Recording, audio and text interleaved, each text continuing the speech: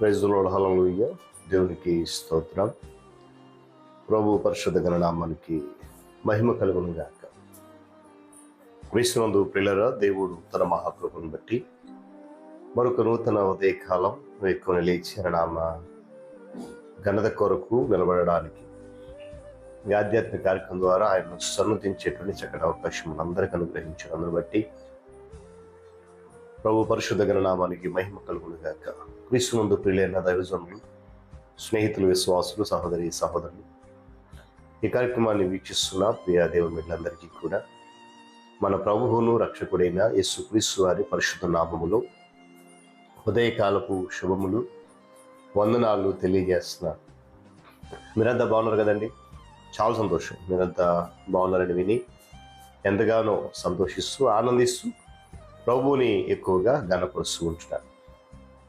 రండి, ఈ దినము కూడా మేము ప్రేమతో నేను ఆహ్వానిస్తున్నాను. అనుదిన అభివృద్ధి ఉదయకాలపు ధ్యానాలు అనేటువంటి ఈ ఆధ్యాత్మిక కార్యక్రమంలో నాతో పాటు పాలుబాక్సులు కండి, వాక్యాన్ని ధ్యానించండి, దైవాశీర్వాదాలు పొందండి. మీ దగ్గర బైబిల్స్ ఉన్నాయా?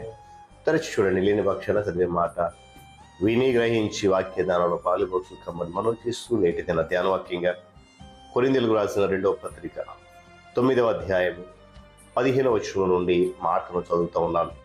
చెప్పసఖ్యము కానీ ఆయన వరమును గూర్చి దేవునికి స్తోత్రము. దేవుడు తన పరిశుద్ధ వాక్యాన్ని మన కొరకు దీవించునుగాక. తలలోంచుకొని ముసుకుందాం. ప్రార్థన. ప్రేమ కలిగిన మా తండ్రి, మహోన్నతుడ, మహాగురుడ, సర్వాధిపతి, సర్వశక్తిమంతుడ, స్తోత్రాలు.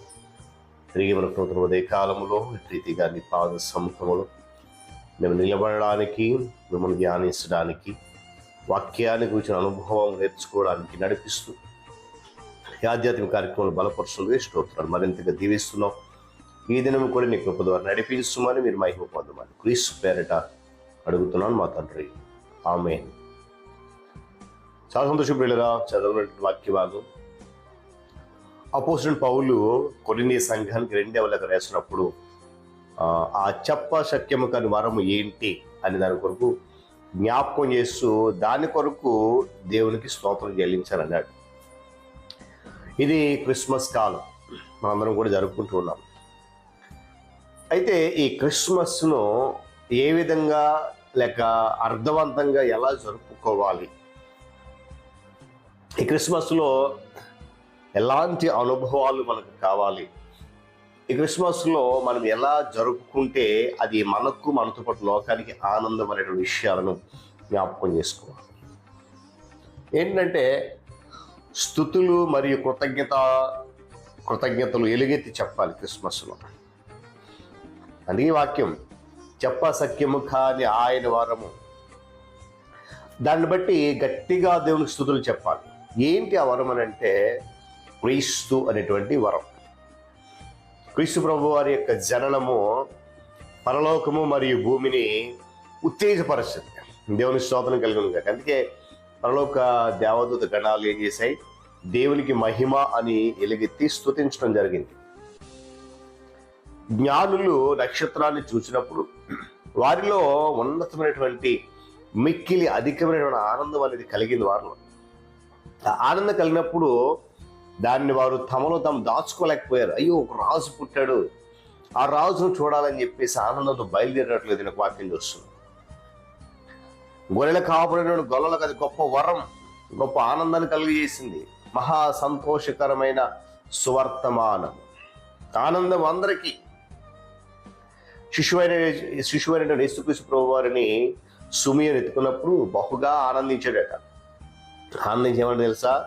ఈ లోకములో నేను ఇంకా జీవించాల్సిన అవసరం లేదు, ఎందుకంటే ఉన్నతుడైనటువంటి రక్షకుడు ప్రభు నేను ఎత్తేసుకున్నాను, ఆడించాను, ఆనందించాను, చూసేసాను నేను, కనుక ఈ భూమి మీద నేను ఉండాల్సిన అవసరము లేదు. గమనించండి ఇప్పుడు దేవుని సంఘమ, విశ్వాసులారా,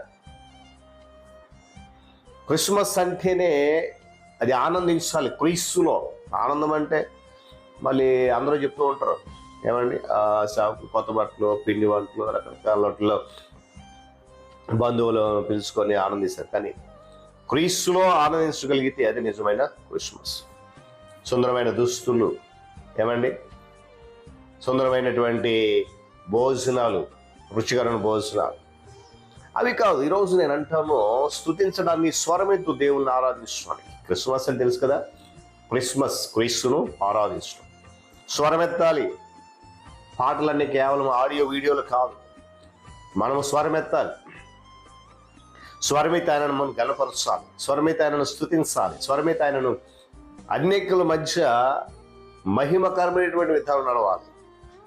మరలా జ్ఞాపకం చేసి, సుందరమైనటువంటి దుస్తులు, సమృద్ధి అయినటువంటి భోజనాలు, అరుదైన వంటలు, మరి ఇంకా ఇతర రకరకాల సంతోషాలన్నీ కూడా క్రీస్తు జన్మించడనేటువంటి ఆనందానికి సూచనగా ఉండాలి తప్ప మన సొంత కార్యక్రమం వల్లే మనమేదో సాధించేసామనేటువంటిది కాకుండా, క్రీస్తు లోకానికి వచ్చాడు, నశించిపోతుందని వెతికి రక్షిస్తాడు, నాశన కోపం ఉన్నదాన్ని పైకి తీసుకువస్తాడు, శాప భారాన్ని తొలగిస్తాడు, పాప భారాన్ని తొలగిస్తాడు. ఇలాంటి ఆనందమై ఉండాలి క్రిస్మస్ అంటే. అంతేగాని ప్రభువుని బయట పెట్టి తలుపు వేసుకొని మన కార్యక్రమంలో నిమగ్నమైనటువంటి ఆ పరిస్థితి మనకు రాకూడదు. డాక్టర్ గారు ఒక సంఘం ఉంది, లవోదికే సంఘం. ప్రభువారిని బయట పెట్టేసింది ఆ సంఘం, తలుపు మూసేసుకుంది. ఆయన మనతో కలిసి భోజనం చేయాలనుకుంటూ ఉన్నాడు.